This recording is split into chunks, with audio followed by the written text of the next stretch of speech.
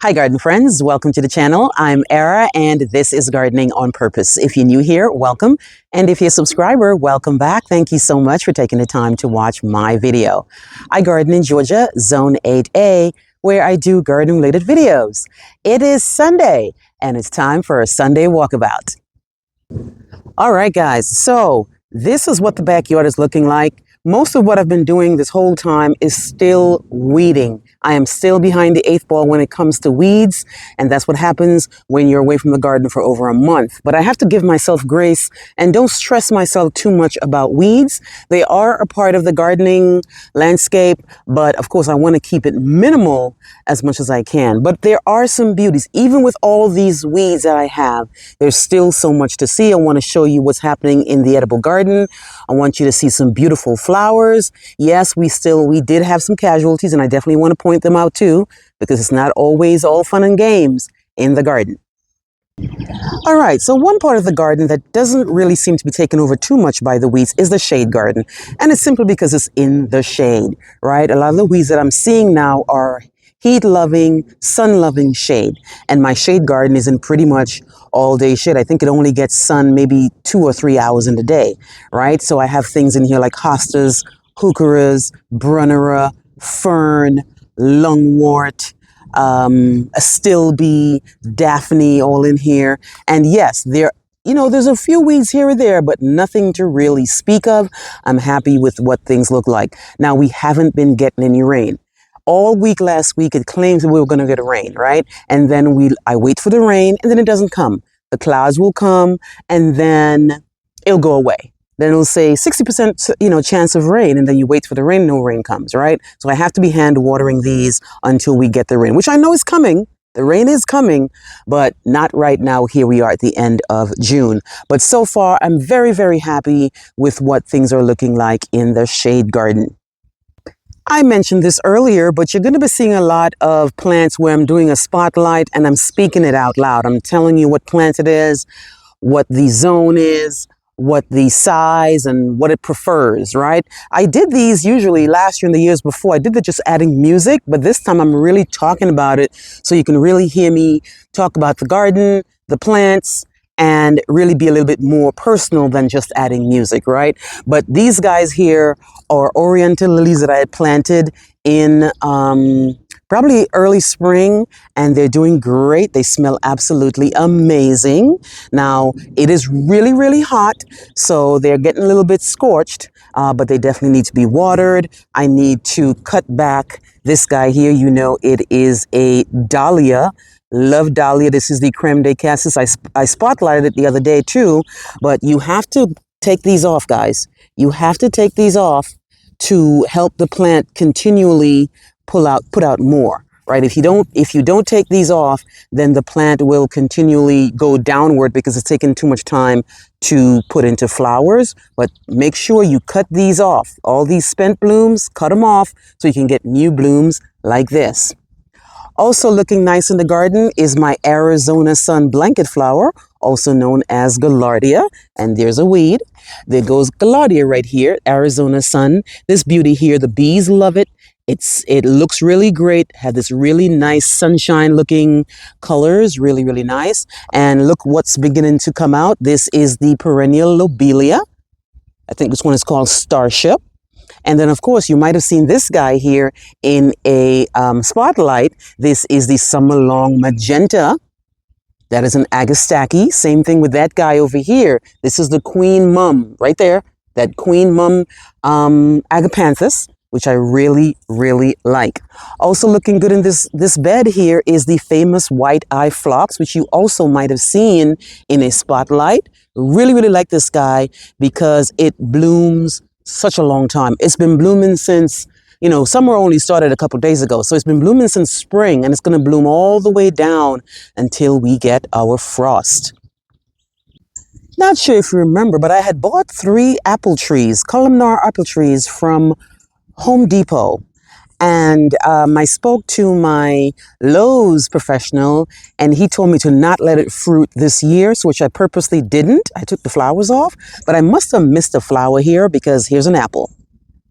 right? Now this one is the Columnar Scarlet Sentinel apple.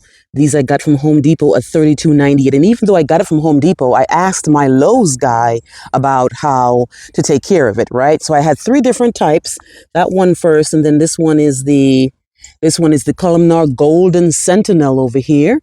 And this one here is the Columnar North Pole Apple, right? So these guys here don't have an apple on it because I took the flower off, but I must have missed this one. So I'm going to taste this one to let you guys know how it goes. Now this particular one here, the Columnar Scarlet Sentinel, says it's large, delicious, greenish yellow fruit with an attractive red bush. Dense clusters of white flowers are followed by an abundant, closely spaced fruit. Now, I just got these this year and it's already putting on this, so I can't imagine what it's going to look like next year, but I will definitely keep you guys updated. These are columnar, which means they grow vertically, and they are actually meant to be in a container. Now, I have a huge container, all three, so I'll definitely keep you updated. My Canyon Creek Abelia is getting ready to fully bloom. It just started. I love this plant because it brings in all the different types of swallowtails in my garden, guys. Really, really nice. And I had moved this guy from the other place, from, a couple of feet down from where it is right now. And it took really, really well to the move. So I'm very, very happy about that. These little small blooms here, they definitely attract the butterflies. I am so happy to report that my tiger lilies have started to bloom. I adore this guy. Probably my favorite lily out there, to be honest with you. It might not have a fragrance, but I like it, the fact that it looks so different, and the hummingbirds absolutely love it. Look at that, guys.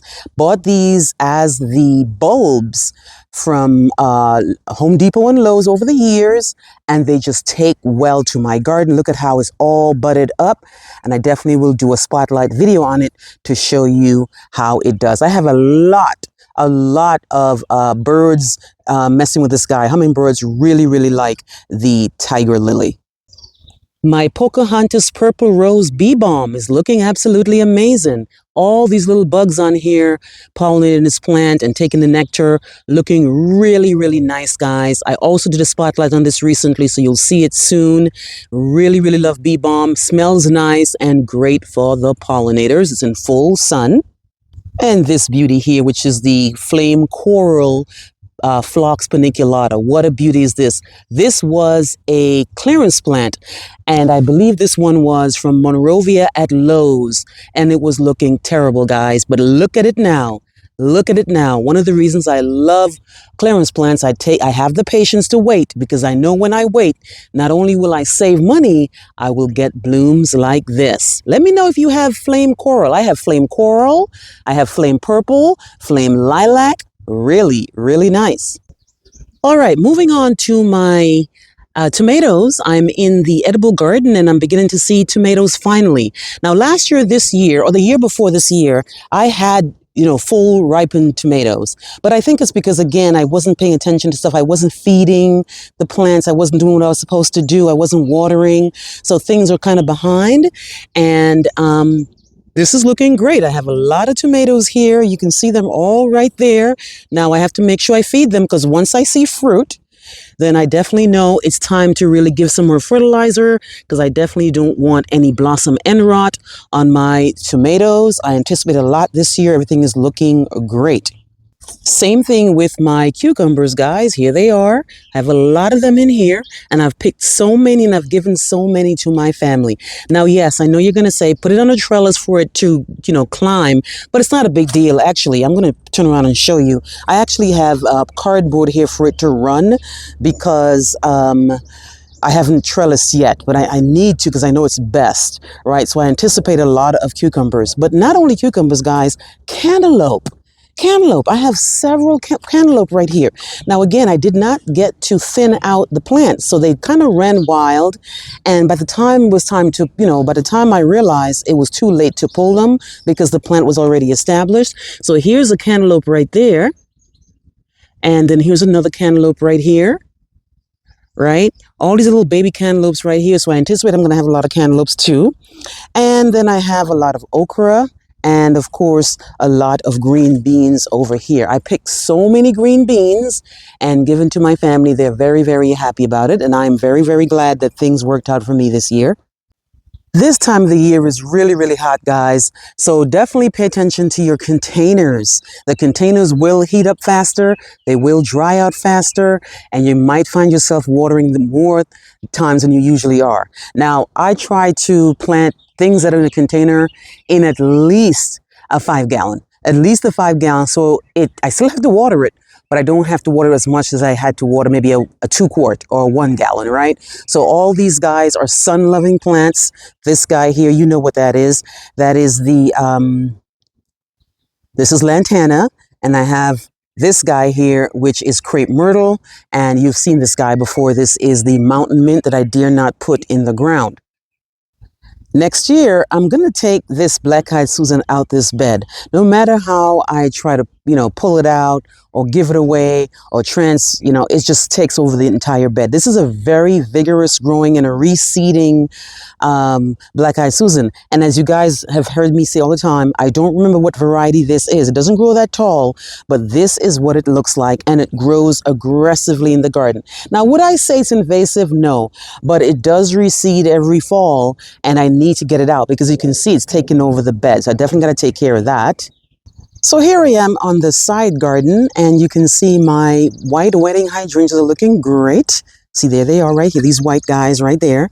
And then I have this beauty here, which is a butterfly bush that I got from the folks at Loganville, looking great. How pretty is this, guys? When you come in closer, this one's white, but let's just go to one that's even more white. Look at how pretty this is.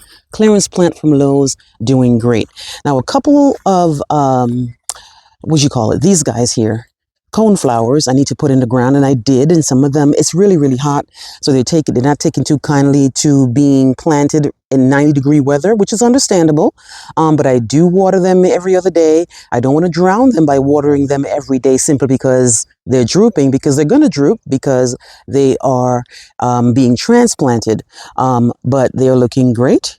So here I am in my woodland / shade garden, and I actually went up to Loganville the other day because they do close on the 3rd of July, and I wanted to go up there one more time before they close for the summer. They're going to open again for the fall, but they do close when things get really, really hot to do all kinds of stuff in the store. But I wanted to kind of, close up some of these open spaces in this garden. I bought a whole bunch of stuff. I bought longwort and a still bean. I'll show you that in a different video. But what I'm saying is that this garden doesn't look that bad, guys, in the grand scheme of things. And like I mentioned earlier, I'm not going to worry about these guys too much. These are the seedlings from the oak tree that I have in my garden. But as you can see, my fern's looking great. My hosta's looking great. My astilbe's looking great. My carex grass is looking great. This is my heuchera looking great. So I'm not going to complain one bit at all. You know who's blooming? You know who's blooming, and it's supposed to be blooming in the fall, but I always say, have the thing in your yard and have your own experience to know. This is a mum. All my mums are budded up and have been slightly blooming a little bit. This is what they look like. I have this yellow mum right here, and I'm going to move a little further over and show you him again. Here he is right here, another mum. Here we are, guys, at pretty much the end of June, and the mums are here. Right? So this is my experience with the mums. They do bloom twice a year in my garden. And I've learned from someone that told me you don't have to throw away your mums every year and buy new ones. You can actually put them in the ground. They are a perennial. They're not an annual for us here in Georgia. They do come back reliably. Here are my coleus that I had planted the other day, and they got watered, even though they look kind of dry, guys. This is how hot it is right now in Georgia. The humidity's out of control, and you can see this is my soil right here, and it is not dry. You see that? It is not dry. It's just that it does that because it's so hot. Once the sun goes down, then it will come back alive again. But this is what the front walking up to my front door is looking like these days. I cleaned up a lot in this bed. Very happy to report that because it was looking rough, guys. It was looking like nobody lives here. And it's a little bit embarrassing if you ask me, but I am liking the way things are looking. Here's a shot of that slope garden from the edge of the bed. And I had cleaned this out, guys, from all the weeds, and they came back. So I just have to come in here and pull some more out. But it definitely looks way better than it did before, guys. When I first showed you, I was like, ooh, should I even show this? But I ended up doing it anyway. Yeah, so this is what it looks like. Not bad at all. You know, not bad at all. I'm just going to come in and just like pull out any little weed that showed up since that first pull that I did. Right? But ultimately, the bed itself, like I said earlier, the bed itself looks absolutely amazing. This guy here is a lyrope, and I learned the other day that it might be pronounced liriope. And for years I've been saying lyrope, but let me know what you call this, guys, or lily turf, another name for it. This guy here is a beauty, a full sun guy that stays evergreen for me here in Georgia, and I love it. And I have it on the edges of my beds. All my beds in the front have it as an edge. Love it because it stays evergreen. It has the chartreuse color, and it has these beautiful purple blooms, and they're all beginning to bloom. I'm so happy to report that. Here they are again. Love this guy. Now this one is the muscari, not the spicata, because the spicata one actually is a little bit invasive, but the muscari one is clumping and stays pretty much where it's supposed to stay. Love this guy. Looks great at the front of a garden bed. The eastern tiger swallowtail butterflies have arrived, guys, and they sure do love my butterfly bush. Last year, in early April, they took over that bush, so I know they're coming because I've seen a couple of them so far. This particular one here is the pugster amethyst that this guy's having a field day on. Really happy to see them. It's exactly why I garden, guys, to see these beauties in the garden. I just saw a hummingbird, guys. There he is. Do you see him right there? Right. Oh, he just left too. There he is again. I'm going to follow him a little bit. He's right there on that salvia. You see him right there? I caught him. I've been trying to catch him this whole time, and there he is, guys. Oh man, this makes me so happy to see them in my garden. Let me know if you've been seeing hummingbirds in your garden, and how, what type of hummingbirds you actually have. I know some folks don't like daylilies, but I sure do, and this is one of them. Now, I don't know the name of it. I just bought like a bunch of mixes, and this is what it looks like. A really pretty perennial, very reliable for me. One of the plants that does not stress out when you divide it. Looking really nice. My Rio Samba rose is not looking too bad either. I need to cut this back so I can regenerate new foliage and new blooms. It's looking kind of rough. But what I do like about the Rio Samba is that it has this beautiful yellowy, orangey, peachy colors. And it also has the pink as it is actually fading. But this is one of the best performing roses in my garden without me having to do too much. Now remember, all the roses that I got, especially this type of rose here, I got from Walmart for $9.97 and then $9.98 over the years. Beer root roses. Let me know if you have the Rio Samba and how it does. I am so happy to report that my Rose of Sharons are doing great this year. Now, I had bought these online when I was going through plant withdrawal a few years ago. Bought them in small quarts, I believe only a 1 quart. And it didn't do well the first 2 years, but here it is, not only flowering, it is completely budded up, right? Completely budded up, guys. So this one is the blue chiffon, and I do have the pink chiffon. Here's another one right here, and you can see the buds all over it right there. Really nice, right? And then I have another one here. Don't remember what this one is, but I will definitely put it on the screen when I do. Here it is right here. All budded up, guys. So I anticipate that this year, year 3, is when the Rose of Sharon is really going to put on a show. I mean, I bought these as tiny little 1 quarts. Even if it was in a 1 quart, the plant itself was so small. And I had bought it for $17 too, because I just never see these things in my store. And I think it's worth it at this particular point after year 3, because now you can see the capacity of this plant. So it is so hot. But one plant that does not care about that is the crepe myrtle. I have the Delta series crepe myrtle. I have Delta fuchsia, fusion, and moonlight, I believe. And this is a beauty, guys. Really nice dark foliage and a gorgeous pink flower. Now, these don't grow huge like those big trees you see in the south. They are a dwarf, but they go up to 8 feet tall. And they are pretty much, I would say, probably 2.5 the size of when I bought them. So they haven't been growing that fast, but I believe in the next couple of years, they're going to really start taking off. I really, really like this. They're not known to be the biggest pollinator plant, but they do bring the pollinators anyway. Look at this beauty. I have the Delta series. Really, really nice. I do have a white diamond that's not doing too great. And to be honest with you, I don't even know what it is right now, but I can definitely vouch for the Delta series. Look at my autumn joy sedum, getting ready to put on a show as per usual. My favorite plant. I loves the heat, does not wilt at all, and brings in the pollinators as well. I know a lot of you sure do like this autumn joy sedum, but I know a lot of you have the autumn fire as well. Here's a close-up of that salvia that the hummingbird was having a field day on. This is the black and blue salvia, right? Just got into this guy last year. Finally, I've seen it around, I've seen it on the videos and I've seen people talk about it, but my store never seems to have it. And then finally I go to one of my supermarkets and it's just randomly there. They have a little plant section and I bought this guy for $6. And I'm telling you right now, this guy brings in the hummingbirds. It comes back for me because this is his first year coming back. So I can definitely vouch for it. This is the black and blue salvia. I love it. As I mentioned, not everything is all great in the garden, guys. My delphinium has died, and it's probably the last time I'm going to buy a delphinium. This is probably my third or fourth time because they get me every time because they're blue and they look so pretty, but they just don't do well in my garden. And I have them in part shade because the stuff says part shade and I don't want to put it in full sun here in Georgia.